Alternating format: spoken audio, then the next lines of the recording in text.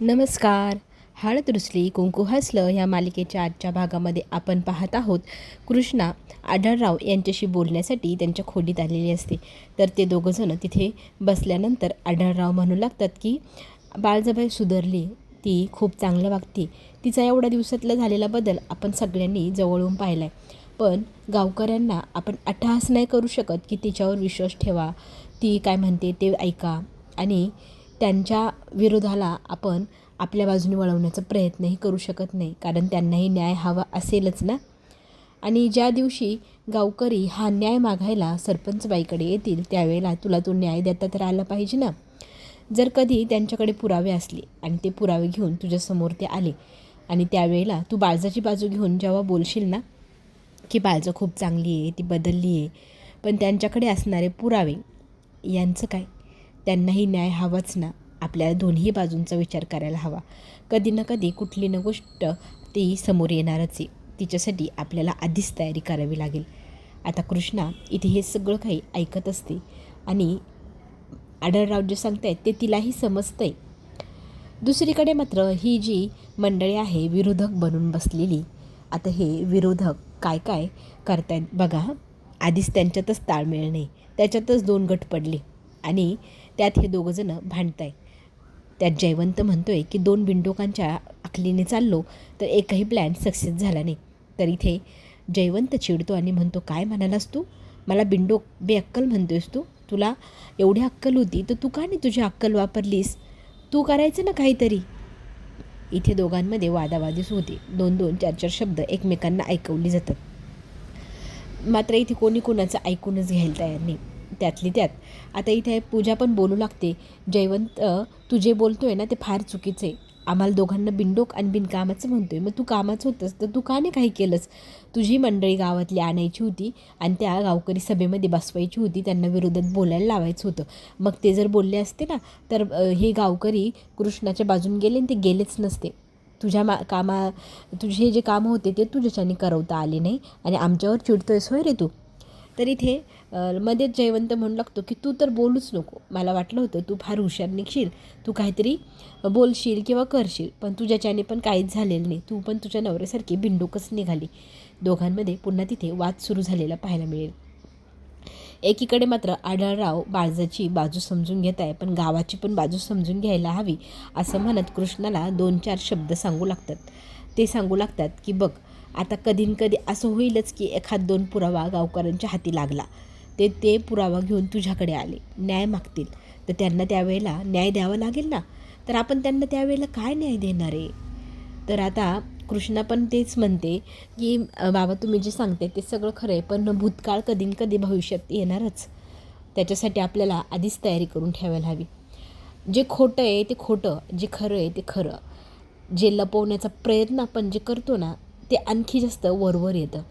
त्याआधी मला काय वाटतं, लपवण्यापेक्षा उघड करून टाकावं, म्हणजे लपवण्याची वेळच येणार नाही.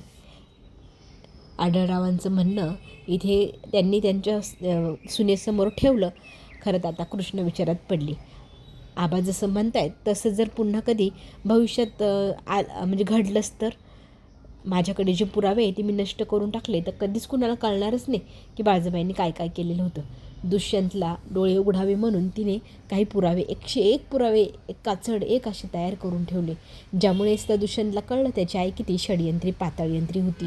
तर ते पुरावे कुणाला जर भेटले तर पुन्हा एकदा तोच प्रश्न, तेच सगळं अख्ख्या गावाला समजवतं नाकी येऊन जातील. तर आपण ते पुरावे नष्ट करून टाकावे असं आता कृष्णाच्या मनात येऊ लागलेलं आहे. दुसरीकडे मात्र हे विरोधक 2 पक्षांना डिवाईड झालेले, तिथे त्यांची वादावादी चालू होती. जो तो आपली बाजू स्पष्टपणे मांडतो, मी हे केलं, मी ते केलं, तू काय केलं, तो म्हणतो तू काय केलं. इथे आता वेळ आलेली आहे. मैनावतीला आपली पूजा म्हणू लागते की ती इतके दिवस तर आयत्या बिळावर बसून मज्जास्त केली. तर मैनावती म्हणते, मी जर आयत्या बिळावर बसून मज्जा केली तर हे माझं नशीब समज, तुम्ही काय केलं, तुम्ही तर झोपडीत राहिलात ना. तर आता इथे ती म्हणते, हो झोपडीत राहायला कोणाला म्हणते? तर जयवंतमध्येच म्हणतो, माझ्या आईशी आवाज चढून बोलायचं नाही. इतकी बाचाबाची, इतकी वादावादी, जो तो आपली बाजू स्पष्ट करतोय की मी हे केलं, मी ते केलं, तू काय केलं. तरी तिथे वाद वाढत चालले, कोणी कोणाचं ऐकायला तयार नाही. आता दलपत उठतो, दोघांच्या मध्ये जाऊन उभा राहतो आणि म्हणतो, बंद करा हे वाद. तर आता सगळेजण शांत होतात. अरे आपण कुठल्या विषयावर चर्चा करत होतो आणि एक आपापसातच आपण भांडायला लागलो, तर मग आपल्याला जे पाहिजे ते कसं मिळवता येईल? आपल्या 2 गट पडता कामा नये. आणि राहिलं विषय पुराव्यांचा, जर आपल्याकडे ठोस पुरावे असते तर आपण अख्खी सभा काय अख्खं गाव पेटवून दिलं असतं. तर खरे पुरावे कृष्णाच्या ताब्यात आहे. आता ही नवीनच गोष्ट सगळ्यांना कळली. सगळेजण आश्चर्याने दलपतकडे पाहू लागतात. तर दलपत सांगू लागतो, 101 पुरावे हे आपल्या कृष्णाकडे, जी तिने दुष्यंतला दाखवले आणि दुष्यंतच्या आईवरची जी डोळ्यावरची प्रेमाची पट्टी होती ना, ती तिने खाडकन काढली. आई या नावाला तो कितीतरी दिवस शिवतही नव्हता. तर ते पुरावे पाहूनच आश्चर्यचकित झाला होता ना. तेच पुरावे, डोळे फाटण्याजोगे पुरावे होते ना, तेच पुरावे आपण अख्ख्या गावासमोर ठेवले ना, अख्खं गाव पेटून उठेल बाळजाबाईच्या विरोधात. आता ठरलं तर मग पुरावे शोधायचे. दुसरीकडे आपण पाहू शकतो की आपली कृष्णा आणि दुष्यंत यांच्यामध्ये बोलणी चालणी सुरू होते की आढळराव काय काय म्हणाले, गावाला जर कधी पुरावे मिळाले तर गावाला न्याय कसा द्यायचा. तर ह्या गोष्टीवरती विचार करायला खरंच हवा की नाही. तर आता इथे दोघांमध्ये बोलणं झाल्यानंतर खरंच ही गोष्ट सिरियस आहे. तर आपली कृष्णा म्हणते, मला काय वाटतं, आपण जर ते पुरावे आज रात्रीच नष्ट केले ते कधीच कुणाला मिळणारच नाही. मग आपण आपल्याला जे हवं ते मिळवू शकतो ना. म्हणजे अख्खं गाव कधी बाळजाबाईच्या विरोधात जाणार नाही आणि पुरावेही त्यांच्याकडे नसणार. आणि मग त्यांनी ते पुरावे नष्ट करायचे ठरवलेले. आणि ह्या दोघांचं बोलणं बाहेर मैनावती उभी राहून ऐकत असते. इकडे मात्र सगळेजण टेन्शनमध्ये असतात की आता खरे पुरावे आपण कसे चोरायचे. कारण मागच्या वेळेला चोरी करण्याचा प्रयत्न केला आहे, त्याच्यामुळे आता कृष्ण खूपच हुशार झाली. चावी ती काय अशी तशी ठिकाणी ठेवत नाही, ज्यामुळे चावी आपल्याला चोरता येईल आणि तिजोरीतनं पुरावे बाहेर काढता येईल. तर काय करावा म्हणून सगळेजण डोके खाजवत असतात. आता दुडू धावत तिथे मैनावती येते. गुड न्यूज, माझ्याकडे एक गुड न्यूज. बरं, आता काय गुड न्यूज आहे म्हणून सगळेजण विचारू लागतात. तर ती म्हणते की मी कृष्ण आणि दुष्यंतमधलं बोलणं ऐकलं, त्यांच्याकडे जे पुरावे आहे ना ते आज रात्री ते बाहेर नेणारे आणि ते नष्ट करणारे. अच्छा, आता हे पुरावे आपल्याला त्यांच्या ताब्यातनं मिळवायला हवे. तर मिळवायचे तर ते कसे मिळवायचे, हा पण एक प्रश्नच आहे ना. तर आता सगळेजण विचार करतात की यात काय गुड न्यूज आहे. अरे ते पुरावे नष्ट त्यांनी जर केले तर आपण चोरायचे कधी, आणि ते मिळवले नाही तर आपल्या गावाला सांगणार कधी की काय झालं आहे. आता इथे विचारात पडतात सगळेजण, काय करावा. आता इथे रात्र झाली आणि बघता चोरासारखी दबक्या पावलाने दुष्यंत आणि आपली कृष्णा हे पुरावे घेऊन बाहेर निघायचं म्हणत असतात. तर पुरावे घेऊन काय करायचं, कुठे जायचं, तर मागच्या अंगणात जाऊया, गोठ्याच्या बाजूला बघू काय करता येईल, असं म्हणत दोघंही आता खोलीच्या बाहेर ते पुरावे घेऊन निघालेले असतात. पण ह्या दोघांनाही पूजा आणि समर हे लपून पाहत असतात. आता ते लपून पाहत असतात की हे पुरावे घेऊन चालले. तर मग आता काय करावा. तर आता पूजा आणि समर हे ते पुरावे कसे मिळवता येईल म्हणून विचार करत असतात. तर इथे आपण पाहू शकतो पूजा म्हणते की तू काय कर, की जयवंतला फोन कर आणि त्याला सांग बरं हे सगळं इथं काय घडते बघ. तर आता तो फोन लावतोय तर फोनही उचलत नाही तो बिनडोकी, असं पूजा म्हणू लागते. तो काहीच कामात आलेला नाही आहे. दरवेळेलाच त्याचं की कुठल्याच कामात तो येतच नाही, आपल्याच दोघांना काहीतरी करायला हवं असं पूजा मग समर आणि पूजा दोघेही त्यांच्या मागावर जातात. आता हे दोघे जिथे जातात त्यांच्या मागे पूजा आणि समरही जातात. आता हे दोघं काय करताय म्हणून ते लपून पाहत असतात. आता बघता या दोघांमध्ये बोलणं चालू होतं की नक्की काय करायचं, पुरावे जाळायचे, पुरावे पुरायचे, काय करायचं. तर आता आपला दुष्यंत म्हणतो की आपण काय करूया, एक जागा ठरवूया आणि तिथे ते सगळे पुरावे दाबून टाकूया. बरं, ठरल्याप्रमाणे ते पुरावे आता खड्डा करून पुरायचं. तर गोठ्याजवळची एक जागा निवडली जाते. तिथे आपला दुष्यंत बुवा लागतो आहे खड्डा खणायला. खोल खड्डा खणायचा आहे, त्याच्यामध्ये पुरायचं आहे.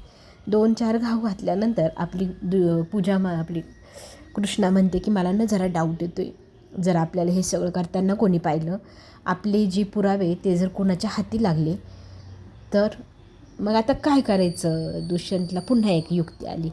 ह्या दोघांमध्ये नक्की काय चालले म्हणून पूजा आणि समर कन्फ्यूज. आता हे दोघं काय करताय की तेलाची बॉटल घेऊन येतात रॉकील, आणि मग ते त्या पुराव्यांवरती व्यवस्थित शिंपडलं जातं. शिंपडल्यानंतर मग आता इथे आपला दुष्यंत काडीपेटी आणतो. काड्यापेटीने मग ते पुरावे जाळायचं ठरवतात. आणि कृष्णा म्हणते, जर हे जळूनच गेले, कुणाला मिळालेच नाही, तर आपल्याला कधीच टेन्शन राहणार नाही. नाही तर पुरून टाकले आणि परत कोणी काढले, त्याचा वापर केला, तर खूप मोठा धोका होऊन जाईल आपल्या फॅमिलीसाठी. तर आता इथे ते पुरावे जाळल्यानंतर आत्ताशी जीवाला समाधान लाभले आपल्या कृष्णाच्या. कारण तिला फार भीती होती, हे पुरावे कुणाच्या ताब्यात गेले तर बाळजाबाई यांच्या आयुष्यात कधीच सुख येणार नाही. आढळराव आणि बाळजाबाई यांचं लग्नच होणार नाही. या गोष्टीचं बिचारीला टेन्शन. त्यांचं लग्न सुखरूपपणे पार पडावं म्हणून आता हे जे पुरावे आहे ते आता आपल्या कृष्णाने व्यवस्थित जाळून टाकलेले. ते भरभर जळायला लागल्यानंतर आता पूजा आपली कृष्णा म्हणते समर आपले दुष्यंतला की चला आपण जाऊया. आता हे जे जळलेले पुरावे त्यात आपल्याला काही मिळतं आहे का हे पाहण्यासाठी धावत धावत समर आणि पूजा येतात. पण जळून खाक झालेले पुरावे पाहत दोघंही एकमेकांकडे पाहत डोक्याला हात लावतात. काहीच हाती लागलं नाही. एवढं सगळं करूनही या गोष्टीची खंत त्यांनाही झालेली पाहायला मिळू शकते. दुसऱ्या दिवशी सकाळी सकाळी आपली लगबग चालू झालेली आहे आढळराव आणि बाळजाबाई यांच्या लग्नाची. आता लग्न सुखरूप छान प्रकारे पार पाडावा. खरं तर आपल्या कृष्णाच्या मनात भीतीच भरली आहे. तिला तर वाटते लवकरात लवकर लग्न एकदम आज उद्याच होऊन जावा. तर लवकरातली काय असते तारीख ती काढा म्हणते ती गुरुजींना. गुरुजी म्हणतात खरंच सुनबाई असावी तर अशी, जिने सासू सासऱ्यांचं पुन्हा एकदा लग्न लावून द्यायचा विचार केला आहे. नवीन पिढी नवे विचार खरंच सुंदर आहे. प्रत्येकाला संधी मिळावी, आयुष्यात जीवनसाथीही मिळावा. त्याच वेळेला काय झालं की तिथे आपली भक्ती आली बरं का धावत धावत. सगळेजण भक्तीकडे पाहते. भक्ती दमलेली, पळत पळत आलेली, थकलेली, आणि श्वास मोठा मोठा घेत म्हणू लागते कृष्णाला, कृष्णे कृष्णे तुला काय सांगू काय झाले गावामध्ये. आता काय झाले बुवा, आता कोणालाच काय माहीत नाही. तर आता ती सांगू लागते, अगं बाळजाबाईच्या विरोधात ना काही व्हिडिओ गावामध्ये व्हायरल झाले आणि चौकात पारावरती लोक बसून ते पाहतायत, ऐकतायत, त्याच्यावर चर्चा करतायत. तर ते व्हिडिओ काय आहे, मग ते पाहू लागतात की इतके वाईट वागलेली जी बाळजाबाई आहे तिचे व्हिडिओ येते. आणि ते व्हिडिओ ते सगळे पुरावे, हा एकच नाही, अजून भरपूर पुरावे पण आले, ज्याच्यामुळे गावकरी आता संतप्त झाले. कधी त्यांचा मोर्चा घरावर येईल सांगता येत नाही. सावध हो बाई. आता इथे कृष्णासमोर नवीनच आव्हान उभं झालं आहे. पुन्हा एकदा रात्री ज्या गोष्टीची भीती वाटत होती ना, सकाळी ती घडली देखील. जयवंत मात्र गालत हसत होता. फोन न उचलणारा जयवंत गायब झालेला. त्याने आता ही किमया कधी केली रे बुवा, हे तर उद्याच पाहायला मिळणार. जयवंतच्या कृपेमुळे आता बाळजाबाईवरती मोठं संकट आले. गावातली मंडळी तिथे दारामध्ये जमा झाली आहे. गावातल्या लोकांनी जणू काही मोर्चा चालला आहे आपल्या बाळजाबाई विरोधात, कृष्णाविरोधात. कृष्णाला तर ते म्हणू लागतात, तुझ्यावर विश्वास ठेवला, लग्नासाठी तयार झालो, आणि बघितलंच ना बाळजाबाईंनी आमच्यासाठी काय काय करून ठेवलेले. आता ह्या सगळ्या गुन्ह्यांची शिक्षा ही व्हायला हवी बाळजाबाईंना. त्यांना पोलिसांच्या ताब्यात देण्यात यावं असा गावकऱ्यांनी न्याय मागितला आहे. कृष्णा कसा करणार आता न्याय? देणार का गावकऱ्यांना न्याय? पाठवणार बाळजाबाईला पोलिसांच्या ताब्यात, जेलमध्ये? चला तर मग आता आपण जनतेचा कौल काय म्हणतोय आणि आपल्या सरपंचबाईचा न्याय काय म्हणतोय हे सगळं काही पाहण्यासाठी पुन्हा भेटूया. मात्र आपली बाळजाबाई सगळे पुरावे घेऊन सगळ्यांसमोर माफीनामा जाहीर करते. तरीही आता गावकरी काही केल्या जुमानायला तयार नाही. हिला फक्त सगळ्यांनी मिळून जेलमध्ये टाका तरच आम्हाला समाधान मिळेल असं म्हणत गावकरी विरोधात जाताना पाहू शकतो आपण बाळजाबाईच्या, कृष्णाच्या. चला तर मग आता पुढे एकदम भन्नाट असा ट्विस्ट येणार आहे. तो ट्विस्ट पाहण्यासाठी आपण पुन्हा भेटूया. चॅनलला सगळ्यांनी लाईक करायचे, सबस्क्राईब करायला विसरायचं नाही. कमेंटमध्ये सांगा कशी वाटते सिरियल. आणि आत्ता घेऊ छोटी विश्रांती. आपण पुन्हा भेटूया. धन्यवाद.